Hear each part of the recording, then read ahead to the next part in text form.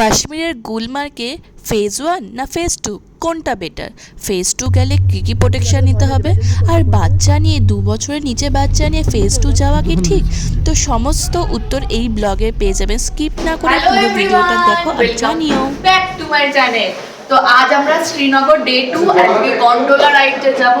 তো gondola ride করতে যাচ্ছি। কালকে এতটাই টায়ার্ড ছিল, আমার ফোনের বিন্দু মাত্র চার্জ ছিল না, তো সেই কারণে আর ব্লগটা এন্ডও করা হয়নি। তো আজ যাচ্ছি আমরা গন্ডোলা রাইড করতে। ওয়েদারটা একটু খারাপ খারাপ, এখন থেকে পরে ঠিক হয়ে যায় কিনা। তো আমি রেডি হয়ে গেছি আর সবাই রেডি হয়ে গেছে, তো চলো যাই।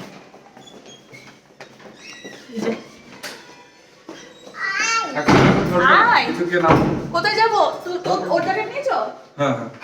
হ্যাঁ চলো চলো চলো চলো চলো। তো শ্রীনগরে আমরা আছি সিটি প্লাজাতে। তো এখন সাব্বির ভাইকে ঘুরতে যাচ্ছে।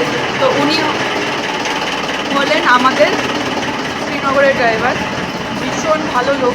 তো আমরা একটা ফেসবুকে ট্যুর প্ল্যানার গ্রুপ থেকে ওনার নাম কন্ট্যাক্ট করেছিলাম, তো হাজব্যান্ড স্টাডি করে। তো সত্যি উনি খুব ভালো ঘোরাচ্ছেন। এই যে উনি। তো আমি ট্যুর প্ল্যানার গ্রুপে যদি পারি একটা রিভিউ দিয়ে দেবো। তো চলো, চলে এসেছি। Hello, good morning. ফাইন। তো এবার আমরা লাল চকের উপর দিয়ে যাব। আর লাল চক মানে শ্রীনগরের যেটা মেন জায়গা বলতে পারো, মানে রাজধানীর মতো অনেকটা। তো এখানে বিভিন্ন সিনেমা শুটিংয়ের সময় তোমরা দেখো ইন্ডিয়ান যে ফ্ল্যাগগুলো, মানে ইন্ডিয়ান যে 3 রঙের যে চকটা দেখা যায়, এটাই হচ্ছে সেই জায়গাটা। মানে এখানেই লাইট জ্বলে রাতের বেলা, মানে রাতের বেলা এখানে প্রচণ্ড ভিড় হয়, তাই আমরা দিনের বেলায় এই জায়গাটা দেখে গেলাম।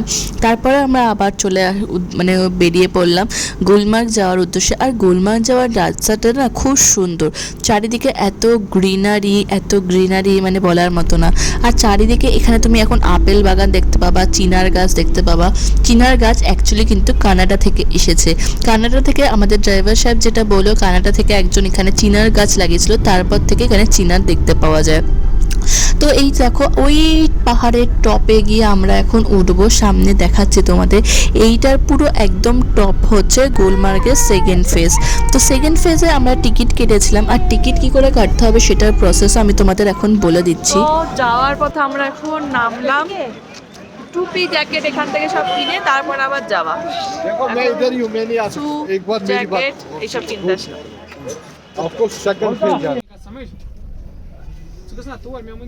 ये सब जूता खोल के जाएंगे क्या?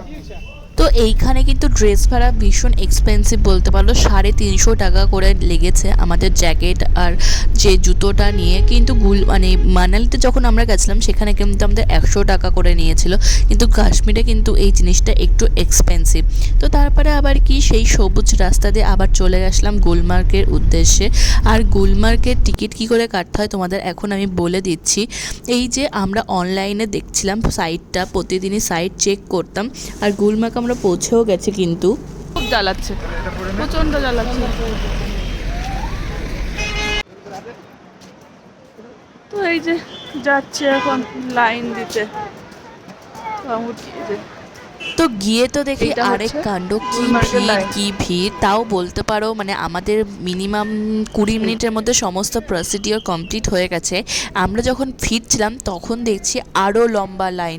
তো যারা গুলমার্গ আসবে ভাবছো, রোপওয়ের টিকিট যাদের কাছে আছে, তো তারা কিন্তু অবশ্যই তাড়াতাড়ি চলে এসো। আমরা কিন্তু 10:30 11টার মধ্যে চলে এসেছিলাম, আর হাতে সময় নিয়ে আসবে।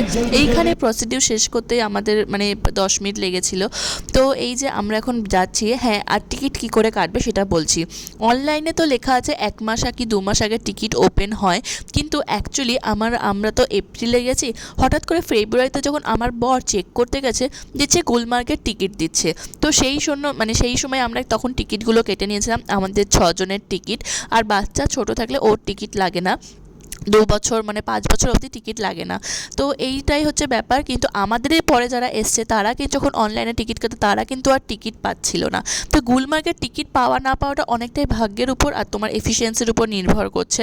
তুমি প্রতিদিন চেক করতে থাকতে হবে সাইটটা, তাহলেই দেবে পাবে। আর এই যে লম্বা লাইন টেলে এখন রোপওয়ের দিকে আছে, আর এই যে সেই রোপওয়েগুলো যেগুলো একটা একটা করে আসছে আর একটা একটা করে নিয়ে যাচ্ছে। এখন যাচ্ছে আমরা ফেজ 1-এর দিকে, তারপরে যাব আমরা ফেজ 2। আর এই যে ওয়েদারটা দেখছো কিন্তু এখন রোদ, কাশ্মীরের ওয়েদারকে কিন্তু কোনো প্রেডিক্ট করতে পারো না। তুমি ভাববে রোদোজ্জ্বল মানে ঝলমলে একটা ওয়েদারে গিয়ে যাবে, কিন্তু আমাদের সাথে কিন্তু সেইটা হয়েছিল না। রোদ দেখে বেরোলাম কিন্তু হঠাৎ করে কোথা থেকে যে বৃষ্টি চলে আসে বুঝতে পারিনি। আর এই রোপওয়ে চড়াটা আমার কাছে কিন্তু প্রথম, এটাকে আমি দার্জিলিংয়ে চড়েছিলাম, কিন্তু এই গুলমার্গের সৌন্দর্যের মধ্যে দিয়ে রোপওয়ে চড়াটা খুবই ভালো। আর এই রোপওয়েগুলো এরকমভাবে আসবে আর তোমাকে রানিংয়ে উঠে পড়তে হবে। আর এই যে আমরা সবাই বসেও পড়লাম, এখন যাই ফেজ 1-এর দিকে। আর সেদিনকে না আমার বাচ্চাটা খুব ক্র্যাঙ্কি হয়ে গেছিলো, ওই কারণে আমরা এনজয় করবো করে ঠিক ভালোভাবে এনজয় করতে পারছিলাম না। কিন্তু এইটা কিন্তু আলাদা সৌন্দর্য আছে। তোমরা যারা কাশ্মীর আসবে অবশ্যই কিন্তু গুলমার্গের রোপওয়ে টিকিটটা কিন্তু করে আসার চেষ্টা ফেজ করবে। 1 যাচ্ছি, এরপরে আবার ফেজ 2 যাব। তো এই যে চারিদিক, আর এটা কাজটা না ক্লিয়ার না, ঠিক মানে কালো কাজ, ওদের সব দেখা যাচ্ছে না কিন্তু বাইরে মানে video। सामने दिए আর রোপওয়েটা আস্তে আস্তে করে উঠতে থাকবে আর তোমার বরফের পরিমাণ বেশি পেতে থাকবে। তো অনেকে দেখছিলাম নিচে তাকিয়ে ট্রেক করে যাচ্ছে, আর এইখানে না ট্রেক করেও যাওয়া যায় এখন। এবার আমার মনে হয় সবাই ট্রেক করে যেতে পারে না, এর জন্য কোনো পারমিশনের দরকার পড়ে, নাহলে তো সবাই যেত। খুব কম সংখ্যক মানুষকেই দেখলাম উপরে এরকম ট্রেক করে যাচ্ছে। আর এই দেখো যত বাড়ছে আস্তে আস্তে বরফটাও তত বাড়ছে। ফেজ 2 তো আরও সুন্দর, আরও সুন্দর। তো এই দেখো তোমরা কেমন লাগছে আমার ভিডিওগুলো নিচে কমেন্ট সেকশনে অবশ্যই জানিও। আর আমরা কিন্তু যেই আসলাম আর বৃষ্টি পড়ছে ঝরঝরিয়ে, এই যে তো নামার সঙ্গে সঙ্গে বৃষ্টি শুরু হয়ে গেছিলো, তাই আমরা এখানে ভাবলাম কিছুক্ষণ ওয়েট করে তারপরে যাব, আবার একেবারে ফেজ 2টা ঘুরিয়ে তারপরে ফেজ 1-এ আসবো। লম্বা লাইন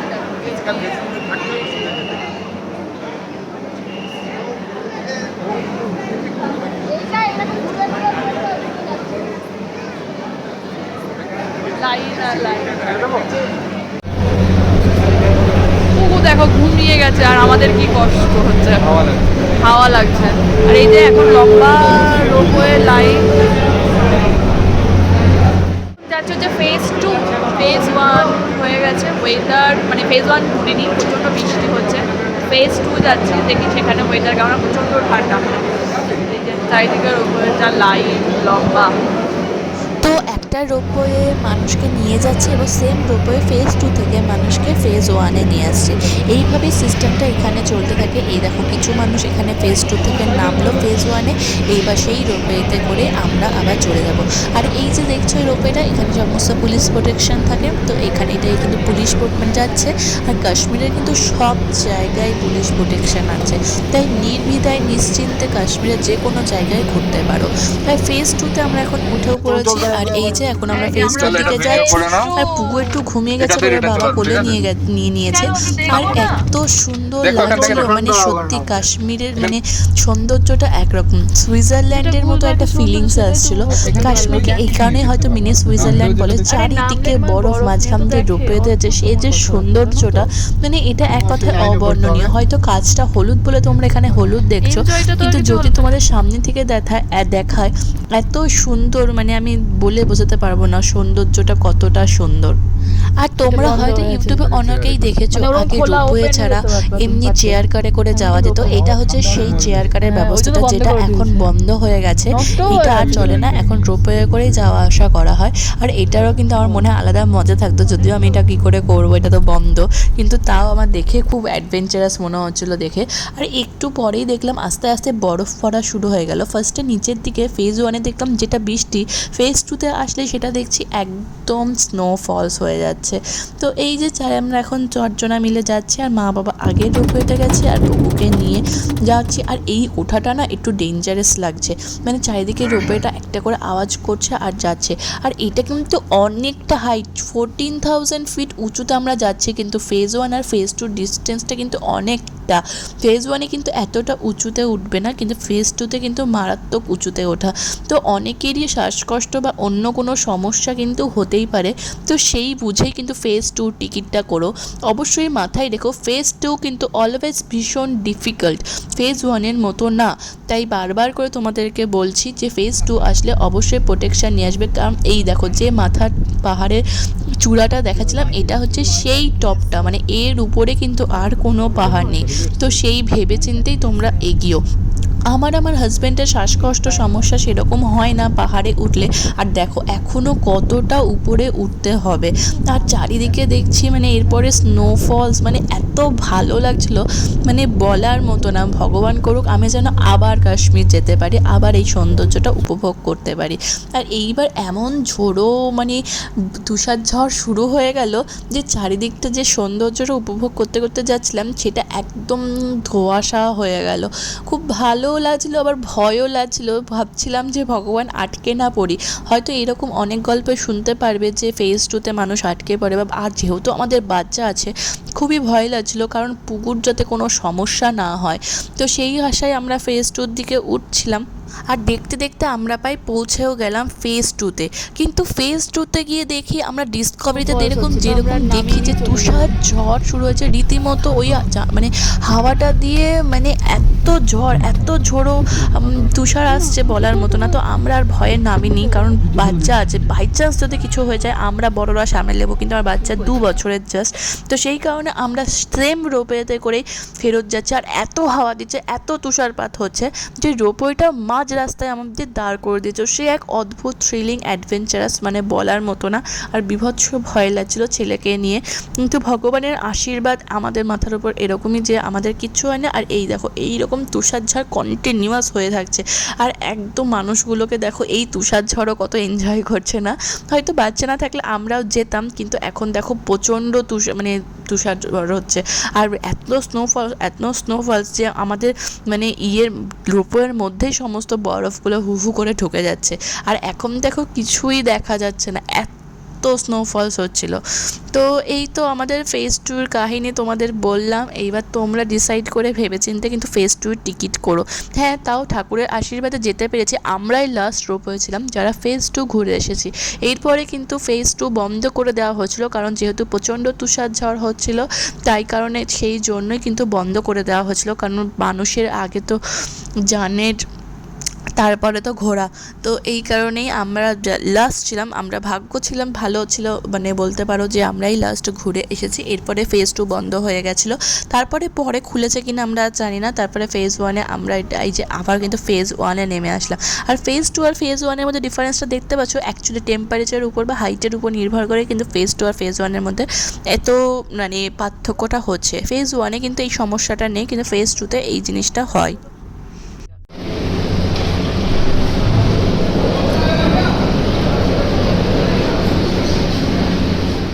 ফেজ টুতে তুষার ঝড় হচ্ছে বলে পুরো তুষার ঝড়, মানে একদম তাই না, আমরা নামিনি। মানে বাচ্চা যেহেতু ছোট, হঠাৎ যদি অক্সিজেনের কোনো প্রবলেম হয় বা কোনো মানে অন্য কোনো আদার্স সমস্যা হয়, তো ওই কারণে আমরা একদম নামিনি। মানে আজ ওয়েদারটা না একদম ভালো না, বৃষ্টি বৃষ্টি ব্যাপার, আর তুষার ঝড় মানে বরফ যাচ্ছে তাই। তারপরে ফেজ ওয়ানে একটু ঘোরাঘুরি করে আমরা আবার নিচে নেমে এসেছি, কারণ পুকুরকে নিয়ে আমরা কোনো রকম কোনো রিস্ক নিতে চাইনি। আগে আমার বাচ্চা, তারপরে আমার ঘোড়া, আবার চাইলে আবার আসবো, কিন্তু আগে আমার বাচ্চার সেফটিটা আমার দেখা উচিত। এরপরে আমরা আসলাম পায়ামে, একটুখানি ওয়াজেনে কি যেটা বলে কাশ্মীরি যে লোকাল ক্রুজিন, সেইটাই খেতে আসলাম। তো এখানে ক্রুজিন খাওয়ার পর আবার আমরা যাচ্ছি এখন বাড়ি। আমাদের মাটি হয়ে গেল, বৃষ্টি এত বৃষ্টি যে ঘোড়ায় পুরো মাটি। আছে আমপুলি আছে না আবার তো আজকে তো আমাদের গোলমাল ছিল দেখলেই তোমাদের। তো আজ আমরা কি কি দেখেছি সেটা তোমাদের বলছি, ঠিক আছে? আমরা ফেজ ওয়ানে গেলাম। তো ফেজ ওয়ানে গিয়ে যেরকম বৃষ্টি, যেই নামলাম দেখলাম বৃষ্টি শুরু হয়ে গেল, খুব ভালো কথা। তা ভাবলাম কি আমরা ফেজ টুটা, মানে তখন 11টা বাজে, মোস্টলি 11টা মনে হয়, 10:30 11টা বাজে। তো ভাবলাম ফেজ টুটা ঘুরে আসি। ফেজ 2 তে গিয়ে যে কি তুষার ঝড়, মানে লিটারালি কাশ্মীর আমাদের কিছু দেখাতে আর বাদ রাখেনি। মানে স্নোফল, তুষার ঝড়, রোদ, বৃষ্টি, টিউলিপ গার্ডেন কালকে দেখেছি। দাঁড়াও দাঁড়াও, এক কথা বলছি। কালকে আমরা টিউলিপ গার্ডেন দেখেছি। টিউলিপ গার্ডেন আমরা এত মানে সুন্দর দেখেছি, মানে এত ওয়েদার সানি, সেই সানি ওয়েদার থেকে আজকে হঠাৎ করে সকালবেলার ওয়েদারটা দেখছি খারাপ। তো আমাদের তো মনটা খারাপ হয়ে গেছে, গুলমার্গে গিয়ে ওয়েদার খারাপ। তো ওয়েদার খারাপ মানে এমন বৃষ্টি। আর পুগুকে নিয়ে তোমাদের যেটা আমি বলছি, যাদের বাচ্চা 2 বছর নিচে, খবরদার ফেজ 2 করো না। অনেকটা হাইট, আমরা বুঝতেই পারিনি মানে এতটা হাইট। আর মানে এত তুষার ঝড়, এখানে নর্মালি স্নোফল মাঝে মাঝে পড়ে, কিন্তু আজকে তুষার ঝড় হবে এটা তো কেউ বলতে পারে না, প্রেডিক্ট করতে পারে না। কিন্তু বাচ্চা প্রচণ্ড ক্র্যাঙ্কি হয়ে যায়, মানে ওদের কোনো প্রবলেম তো হয়, মানে কিছু তো একটা হয় যাতে ওরা বিশেষ করে ওই জ্যাকেট, এক্সট্রা যে জ্যাকেট, বুট সব পরিয়ে দেওয়া হয় তো, ঠিক করে নড়তে পারে না, ব্রেথিং প্রবলেম তো হালকা হয়, এইগুলো তো বলতে পারে না, ওই কারণে খুব খিচখিচে টাইপের হয়ে যায়।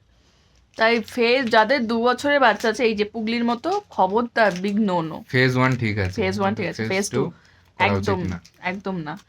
এইটা আমাদের পার্সোনাল অভিজ্ঞতা থেকে বললাম, মানুষ আমরা যেটা অভিজ্ঞতা করছি তোমাদেরও না হোক সেটাই চাই, কিন্তু এটুকুনি আমাদের তরফ থেকে যেটা মনে হলো যে তোমাদের সতর্ক করা উচিত সেটাই বললাম।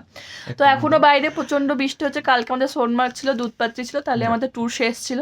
তো ওই লাস্টে এই 2 দিন আমাদের বৃষ্টিতে ঝুলিয়ে দিল। এখন দেখা যাক কি হয়, কালকে কি করি। এখন ভগবানের নামে বসে আছি, কালকে রোদ উঠলেই সোনমার্গটা সুন্দর বোঝা যায় ভালো। তো চলো, ব্লগটা আজকে এখানে এন্ড করছি। Tata, bye bye. টাটা করে দাও সবাই, টাটা করে দাও, টাটা করে দাও। বলে ভাই আমার ভিডিওটা ভালো লাগলে অবশ্যই like, comment, share and subscribe করতে ভুলো না। এরকম এরকম দাও, এইরকম এবার ফ্লাইং কিস দিয়ে দাও, ফ্লাইং কিস দিয়ে দাও করে পুকুর জন্য একটা লাইক করে দিও।